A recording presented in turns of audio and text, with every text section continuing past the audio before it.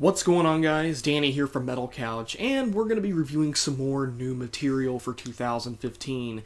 Today we are going to be taking a look at Venom's From the Very Depths.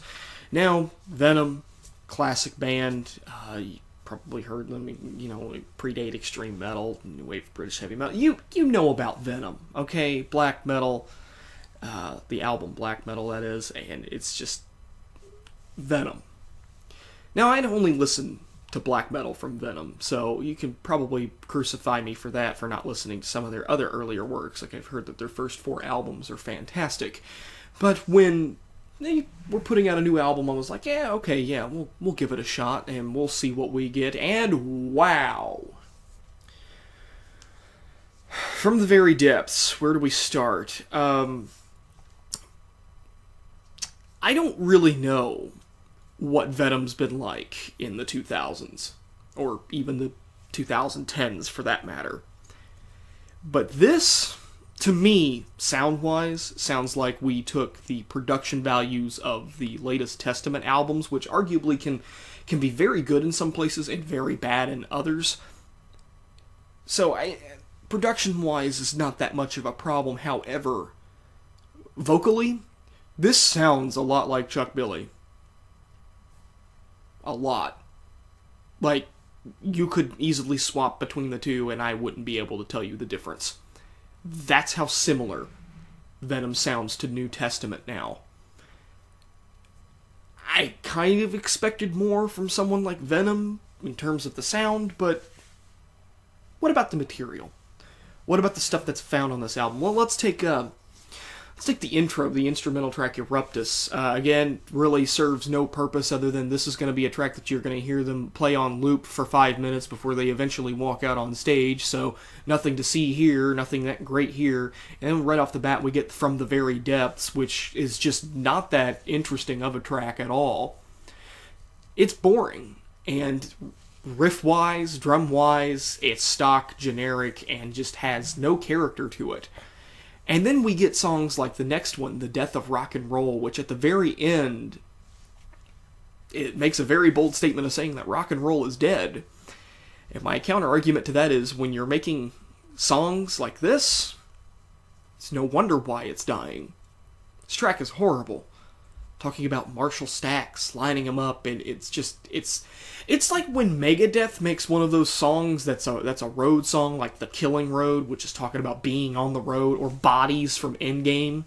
It's like one of those songs. It's a road song, and it's not, it's very distracting from something like with some of the other material on this album that we'll get to. The next track, Smoke. Smoke begins with a wah pedal intro that would make Kirk Hammett a little frustrated. It was very distracting for me, for a band like Venom, to be using wah pedal like this. It's not very good. I'm not a fan of the wah pedal unless it's used in a comedic sense, and this is just not a very good track. Also, Kronos just yelling "smoke" in this song, it just made me laugh out loud. I thought that this track was hilarious, and I know that's not the intent of this track at all, but that's what I got out of this.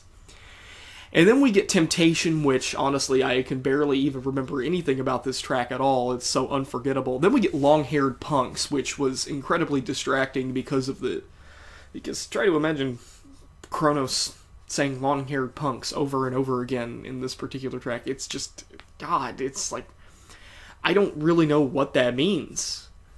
Punks typically don't have long hair, and then you're trying to say that they're from hell.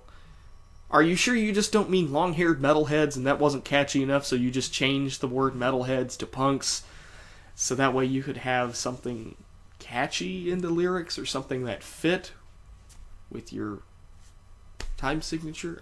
I don't know. It's not good. It's not good. It's not good at all. Stigmata Satanas. Get used to hearing him say stigmata over and over and over again in this song. Boring. Crucified. We're going to talk about priests who are being crucified in the name of Satan. Been there, done that. Evil Law.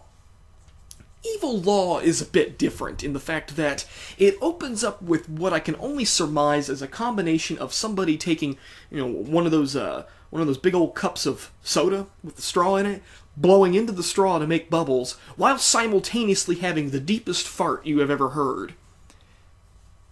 That's what the beginning of Evil Law sounds like, and it's just... Yep. That's a great way to describe that track, too. Boring. Next. Grinding Teeth. Grinding Teeth actually gets slightly creative with the use of guitars and the fact that they want to simulate the sound of grinding teeth with lead guitar. And I thought, hey, that's pretty interesting. It's a shame that the rest of the song is barely memorable. Other than that intro, it's just nothing there. And then we get another random instrumental track, which why is this the fourth to the last track on the album? 1 minute and 17 seconds of just overture. It's really distracting. It's almost as if that would be the beginning of like an EP or something. And it's just, I don't know. I don't know. Mephistopheles. Again, get used to hearing the word Mephistopheles over and over and over again. Wings of Valkyrie actually gets somewhat interesting. It's a shame that its lyrical content completely misses the point of what a Valkyrie is. And then we get Rise. Rise closes out the album. Rise is a weird track. It's a combination between the studio production of what Venom has had throughout this entire album, combined with live studio audience. It's like when somebody puts out an album and the track is supposed to be live, and you can tell it's not live because you hear that same crowd cheering that you've heard in every single live album ever. Like, there are instances where you can definitely find that. Just look up fake live albums. You will know exactly what I'm talking about. It's very distracting that this is not a live track. Why not just put a live version of Rise on this album to close it out? Unless you want a studio version of it. If you want a studio version of it, then why did you include a live audience? I don't get it. One or the other. Pick one. It's very distracting. You have this solid production, and then you have that audience going Rise, Rise, Rise. It's like, I'm completely taken aback. This album clocks in at about 52 minutes. It's pretty long. 14 tracks in total. Pretty long. Then again, I believe this is the first album that Venom has put out in almost 4 years. So I can understand why there would be an abundance of material. The problem is that the material is not interesting. This album is incredibly boring. It doesn't try to do anything different. And in my opinion is a mark on the name of Venom. Go back. Listen to black metal. Just go back. Just remember the good old days for Venom. Kind of like with other bands such as, Slayer or Megadeth or even Metallica for that matter. Go back to the early days and appreciate what they did back then, because nowadays it just doesn't work. I have really nothing else to say about this album other than if I were to give it a grade out of 10, I would give it a 4. This album is incredibly below average. It's extremely disappointing. It's boring. You take the vocal style of Chuck from Testament, combine it with the guitar tone from something like a Disturbed album, and you have a modern Venom effort, which is a shame considering that Venom was hot shit back in the day. And now it just seems like the creativity has all but been drained from them, so I don't know. 4 out of 10 for me. Danny here from Metal Couch, signing out.